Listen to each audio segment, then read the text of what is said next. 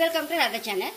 ನೋಡಿ ಫ್ರೆಂಡ್ಸ್, ನಾನು ವಿಶೇಷವಾದದೊಂದು ಹಾಗಲಕಾಯಿ ಪೌಡರ್ ಮಾಡ್ತಾ ಇದ್ದೆ. ನಮ್ಮ ಚಟ್ನಿ ಪುಡಿ ಥರ ಬಾಟ್ಲಿಗೆ ಹಾಕಿ ಇಟ್ಕೊಂಡ್ರೆ ಎಷ್ಟೋ ದಿವಸ ಮನೆ ಡಬ್ಬಿಗೆ ಹಾಕಿ ಇಟ್ಕೊಂಡ್ರೆ ಏನು ಹಾಳಾಗೋದಿಲ್ಲ ಫ್ರೆಂಡ್ಸ್.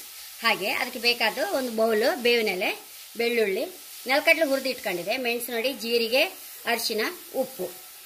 ನೋಡಿ ಫ್ರೆಂಡ್ಸ್, ಹಾಗಲಕಾಯಿ ನಮಗೆಲ್ಲ ರಿಚ್ ಫೈಬರ್.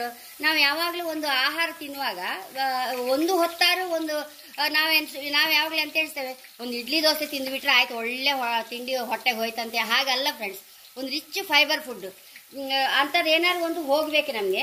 ಹಾಗೆ ಹಾಗಲಕಾಯಲ್ಲಿ ರಿಚ್ ಫೈಬರ್ ಇತ್ತು, ಆ್ಯಂಟಿ ಆಕ್ಸಿಡೆಂಟ್ಗಳೆಲ್ಲ ತುಂಬ ಇತ್ತು ಅದರಲ್ಲಿ. ಕೂದ ಆರೋಗ್ಯಕ್ಕೆ, ಚರ್ಮಕ್ಕೆ, ದೇಹದಲ್ಲಿರೋ ಕೊಬ್ಬನ್ನು ಸಹ ಕಡಿಮೆ ಮಾಡುತ್ತು, ಮೊಡವೆಗಳ ನಿವಾರಣೆಗೆ, ರಕ್ತ ಶುದ್ಧಿ. ಇಷ್ಟು ಇರುವಾಗ ಆ ಹಾಗಲಕಾಯಿ ನಾವು ಈಗಲೇ ಮಕ್ಕಳಿಗೆ ಒಂದು ಚಟ್ನಿ ಪುಡಿ ಮಾಡಿಟ್ರೆ ಒಂದು ಹೊತ್ತು ಒಂದು ಬಾಯಿ ಒಂದು ಊಟ ಮಾಡಿಸಿ ಬಿಡ್ಬೇಕು ಫ್ರೆಂಡ್ಸ್. ಹಾಗೆ ಹೇಳೋಕೆ ಇಷ್ಟಪಡ್ತೇನೆ. ಹಾಗೆ ಬೇವಿನೆಲೆ ಹೇಳುದಂತೆ ನನ್ನ ಜೀವನವೇ ಹೆಕ್ಕಿ ಬಿಸಾಡೋದಾಯ್ತು ಅಂತೇಳಿ, ಪಾಪ ಅಷ್ಟು ಬೇಜಾರು ಅದಕ್ಕೆ. ಹಾಗೆ ಇರಲೇಬಾರ್ದು ಫ್ರೆಂಡ್ಸ್. ಅದರ ಪ್ರಯೋಜನ ಗೊತ್ತಾರೆ, ಯಾರು ಅದನ್ನು ಹೆಕ್ಕಿ ಬಿಸಾಡೋದಿಲ್ಲ. ಕೊಲೆಸ್ಟ್ರಾಲ್, ನಮಗೆ ಹಾರ್ಟ್ ಪ್ರಾಬ್ಲಮ್ ಬಾರದಾಗೆ ಮೇನ್ ಕಾರಣವೇ ಬೇವಿನೆಲೆ ಅಂತ ಫ್ರೆಂಡ್ಸ್. ಅಲ್ಝೀಮರ್ ಕಾಯಿಲೆಗೆ ಆಂಟಿ ಆಕ್ಸಿಡೆಂಟ್ಸ್ ತುಂಬ ಉಂಟಂತೆ ಅದರಲ್ಲಿ. ಕಣ್ಣಿಗಂತೂ ಹೇಗೆ ಒಳ್ಳೆಯದು ಎಲ್ಲರಿಗೂ ಗೊತ್ತಿತ್ತು. ಅಷ್ಟೆಲ್ಲ ಪ್ರಯೋಜನಗಳಿದ್ರೆ ಹಾಗಲಕಾಯಿ ಪುಡಿ ಮಾಡಿ ಇಟ್ಕೊಂಡ್ರೆ ಎಲ್ಲ ರೀತಿಯಿಂದ ಒಳ್ಳೇದು ಫ್ರೆಂಡ್ಸ್. ಹಾಗೆ ಹೇಳೋಕೆ ಇಷ್ಟಪಡ್ತೇನೆ. ಫಸ್ಟ್ ಒಂದು ಬಾಣಲೆಯಲ್ಲಿ ಎಣ್ಣೆ ಇಟ್ಕೊಂಬ ಫ್ರೆಂಡ್ಸ್. ವರ್ಜಿನ್ ಕೋಕೋನಟ್ ಆಯಿಲ್ ಹಾಕಂತ ಇದ್ದೆ. ಒಂಚೂರು ಎಣ್ಣೆ ಬಿಸಿ ಆಗೋದ್ರೊಳಗೆ ಇದನ್ನು ಹುಡಿ ಮಾಡ್ಕೊಂಡು ಬರ್ತೇ. ನೋಡಿ, ಫಸ್ಟು ನೆಲಕಡಲೆ ಮಿಕ್ಸಿ ಮಾಡ್ಕೊಂಡು ಬರ್ತೇನೆ ಫ್ರೆಂಡ್ಸ್. ನೆಲಕಡಲೆ ಒಟ್ಟಿಗೆ ಜೀರಿಗೆ ಸಹ ಹಾಕಂತ ಇದ್ದೆ. ನೋಡಿ ಫ್ರೆಂಡ್ಸ್, ಈ ಚೊಟ್ಟೆಲ್ಲ ತಗೊಂಡು ಹೀಗೆ ತೆಳು ಸ್ಲೈಸ್ ಮಾಡ್ಕೊಂಡು, ಬೀಜ ಗೀಜ ಅಂತ ತೆಗಿಕಂತಿಲ್ಲ ಫ್ರೆಂಡ್ಸ್. ಬಿಸಿಯಾಗಿ ಹಾಕೊಂಡ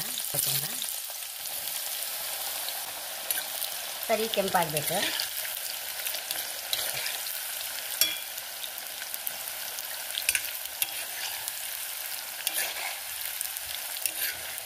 ವರ್ಜಿನ್ ಕೋಕೋನಟ್ ಆಯಿಲ್ ಆದ್ರಿಂದ ನಮ್ಮ ಹೊಟ್ಟೆಗೆ ಹೋದ್ರೂ ಏನು ತೊಂದರೆ ಇಲ್ಲ ಫ್ರೆಂಡ್ಸ್, ಹೈ ಕ್ಲಾಸ್ ಆಗ್ತದೆ. ಅದಕ್ಕೆ ಆದಷ್ಟು ಇಂಥ ಹುಡಿ ಮಾಡುವಾಗ ನಾವು ಒಳ್ಳೆ ಎಣ್ಣೆ ಅಥವಾ ತೆಂಗಿನ ಎಣ್ಣೆ ಅಥವಾ ಒಳ್ಳೆ ಮನೇಲಿ ಮಾಡ್ಕೊಂಡ ಯಾವ ಎಣ್ಣೆಯಾರು ಅಡ್ಡಿಲ್ಲ ಫ್ರೆಂಡ್ಸ್. ಹಾಗಿದ್ದಾರೆ ಏನಾಗೋದಿಲ್ಲ ನನಗೆ. ಅಥವಾ ಒಳ್ಳೆ ತುಪ್ಪ ಆದರೂ ನಡೀತದೆ. ನಾನೀಗ ವರ್ಜಿನ್ ಕೋಕೋನಟ್ ಆಯಿಲ್ ಹಾಕೊಂಡಿದ್ದೆ.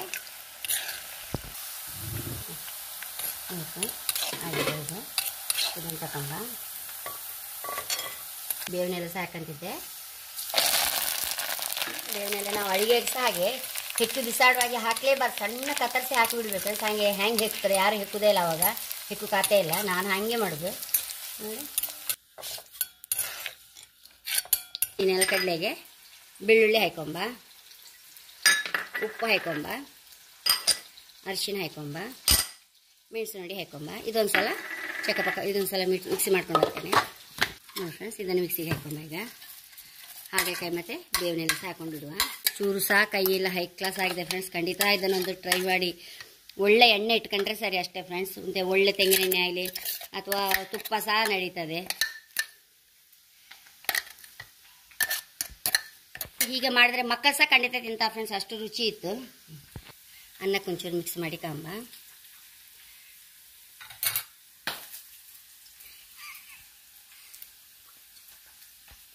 ಒಂಚೂರು ತುಪ್ಪ ಹಾಕೊಂಬ.